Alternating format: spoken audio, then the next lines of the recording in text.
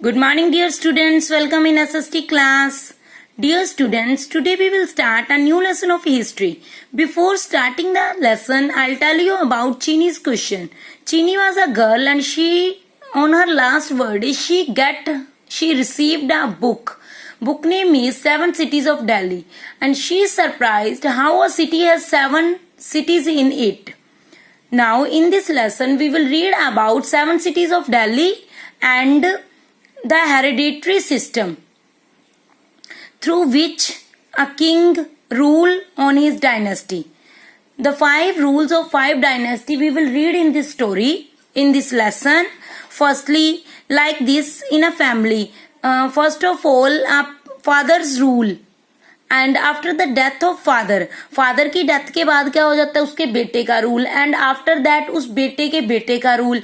आगे आगे ऐसे रूल करते जाते हैं ना. That's why like this Delhi सल्तनत के अंदर 1 डायनेस्टी के बाद सेकंड डायनेस्टी के बाद थर्ड के बाद फोर्थ के बाद 5th. ऐसे ही हम 5 डायनेस्टीज के रूल के बारे में रीड करेंगे. Let us start. Lesson name is Delhi सल्तनत. Again repeat the lesson name Delhi सल्तनत. बेटा इसमें हम दिल्ली सल्तनत की 5 सिटीज के बारे में रीड करेंगे. फर्स्ट जो तोमर राजपूत ने दिल्ली के अंदर सिटी बनाई थी लालकोट, उसके बाद जो दिल्ली सल्तनत पे रूल करने वाली डायनेस्टीज आई थी, उन डायनेस्टीज में से जो राजा थे या सुल्तान थे, उन्होंने सिटीज का निर्माण किया था. तो कौन कौन सी मेन डायनेस्टी थी? सबसे पहले देखो स्लेव ममलूक डायनेस्टी थी, फिर Khilji dynasty, Tughlaq dynasty, Sayyid dynasty, Lodis dynasty. इन 5 डायनेस्टी ने नियर अबाउट 3 सेंचुरीज के लिए दिल्ली के अंदर अपना राज किया. सबसे पहले जो स्लेव डायनेस्टी थे, स्लेव डायनेस्टी का जो इम्पोर्टेंट राजा था वो कौन था? कुतुबुद्दीन ऐबक. कुतुबुद्दीन ऐबक ने कुतुब मीनार बनाना शुरू करवाया था. इसके अलावा 2.5 दिन का झोंपड़ा मॉस्क भी अजमेर में बनाई थी. नेक्स्ट कुतुबुद्दीन के बाद इल्तुतमिश उसका सन इन लॉ था कुतुबुद्दीन ऐबक का, उसने राज किया था. इसका खुद का बेटा था जो कुतुबुद्दीन ऐबक के, वो इतने कुशल नहीं थे शासक, तो इसीलिए उसने अपने सन इन लॉ को अब नेक्स्ट जो सुल्तान बना दिया था. आफ्टर इल्तुतमिश रजिया सुल्तान, जो कि इल्तुतमिश की बेटी थी, उसने राज किया था. रजिया सुल्तान ने इम्पोर्टेंट जो थी सुल्तान थी, बट जो नोबल मैन थे उन्होंने इसका विरोध किया कि एक लेडी सुल्तान नहीं बन सकती. आफ्टर दैट गयासुद्दीन बलबन गद्दी के ऊपर बैठा. नेक्स्ट गयासुद्दीन बलबन का जो ग्रैंडसन था, उसकी खिलजी डायनेस्टी के एक आदमी फिरोज शाह ने उसे मार दिया था. फिर फिरोज शाह ने खिलजी डायनेस्टी स्थापित कर ली. जो खिलजी डायनेस्टी का सबसे पहला रूलर था, उसका नेम था जलालुद्दीन खिलजी. ये फिरोज शाह ही था, इसने अपना नेम चेंज करके जलालुद्दीन खिलजी रख लिया था. After that Alauddin Khilji new ruler बना, सुल्तान बना. अलाउद्दीन खिलजी के बाद मुबारक शाह खिलजी. ऐसे करके इन खिलजी डायनेस्टी का अंत हो गया. फिर तुगलक डायनेस्टी आई. तुगलक डायनेस्टी के मेन रूलर्स कौन थे? सबसे पहले गयासुद्दीन तुगलक था. गयासुद्दीन तुगलक ने तुगलकाबाद की नई सिटी बनाई थी दिल्ली के अंदर. इसके अलावा इसके बेटे के ऑर्डर पे, बेटे का नाम था मोहम्मद बिन तुगलक, इसके ऑर्डर पे 1324 में इसको मरवा दिया गया था. फिर उसका बेटा मोहम्मद बिन तुगलक गद्दी के ऊपर बैठा था. उसने जो दिल्ली के अंदर 4th सिटी जहानपना नाम की सिटी का निर्माण कर दिया था.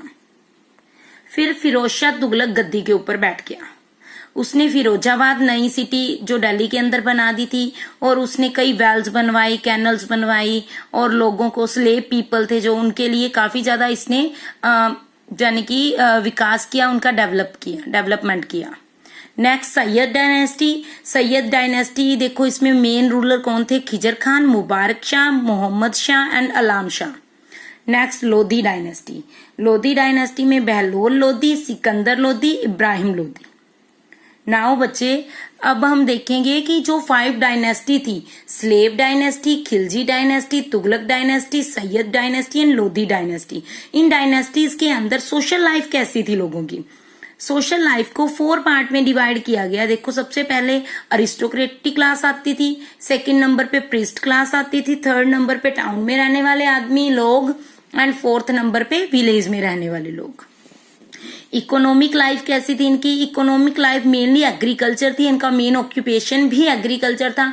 इसके अलावा ये कुछ लोग ट्रेड करते थे, ट्रेड के थ्रू इन्होंने काफी ज्यादा डेवलपमेंट किया था। नेक्स्ट है आर्ट एंड आर्किटेक्चर। जैसे मैंने बताया कि दिल्ली सल्तनत के ऊपर 5 डायनेस्टीज ने अपना रूल किया, बट इन्होंने रूल तो किया और अपने इस टाइम पीरियड के दौरान इन्होंने आर्ट और आर्किटेक्चर का काफी निर्माण किया। क्योंकि देखो मैंने बताया था नई नई सिटीज बनवाई गई थी।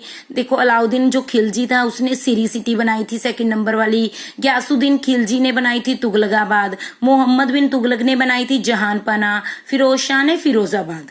तो इसके अलावा उन्होंने कुतुब मीनार बनवाया था, इलाही दरवाजा बनाया था, 2.5 दिन का झोपड़ा मॉस्क बनवाई थी। बहुत ज्यादा इन्होंने डेवलपमेंट किया था आर्ट और आर्किटेक्चर के अंदर। लैंग्वेज और लिटरेचर, इस टाइम पीरियड के दौरान लैंग्वेज का भी काफी ज्यादा डेवलपमेंट हुआ। जैसे पर्शियन इनकी कोर्ट लैंग्वेज होती थी, तो सब लोगों को पर्शियन लैंग्वेज आती थी। इसके अलावा संस्कृत इनकी क्लासिकल लैंग्वेज थी, जो वेल लर्न पीपल थे वो स्पीक करते थे।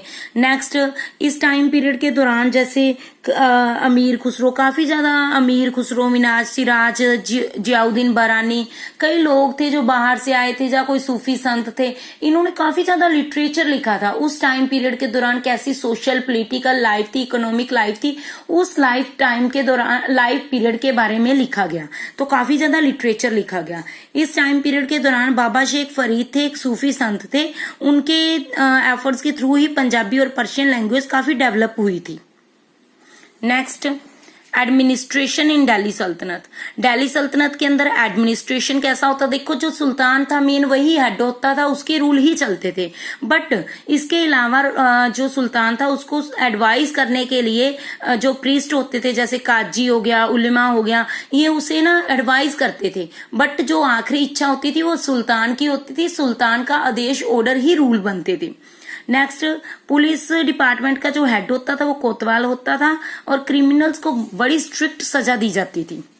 इक्ता सिस्टम, इक्ता सिस्टम में क्या होता था? इक्ता सिस्टम लैंड रिवेन्यू से रिलेटेड था। इस सिस्टम में क्या होता था? सुल्तान ना अपने कुछ ग्रुप बना देता था, कुछ मेंबरों के ग्रुप बनाता था।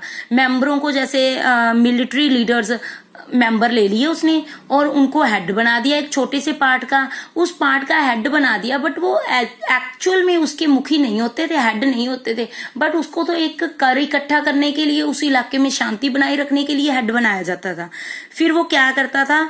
उन लोगों से इक्ता इकट्ठा करता, इक्ता मीन्स लैंड रिवेन्यू इकट्ठा करता, उस लैंड रिवेन्यू में से वो एडमिनिस्ट्रेशन को चलाने के लिए खर्च करता, उसके अलावा थोड़े से अपने एक्सपेंसेस के लिए मनी को यूज करता। फिर उसके बाद जो मनी बचती थी उसे स्टेट ट्रेजरी में, मीन्स जो स्टेट का खजाना था उसमें डाल दिया जाता था। नेक्स्ट, 3 टाइप के टैक्सेस उस टाइम पे मेन थे। कल्टीवेशन के ऊपर टैक्स, सेकंड कैटल्स के ऊपर टैक्स, एंड थर्ड हाउसेस के ऊपर टैक्स। आई होप स्टूडेंट्स आपको ये समझ आ गया होगा properly. Thank you and have a nice day.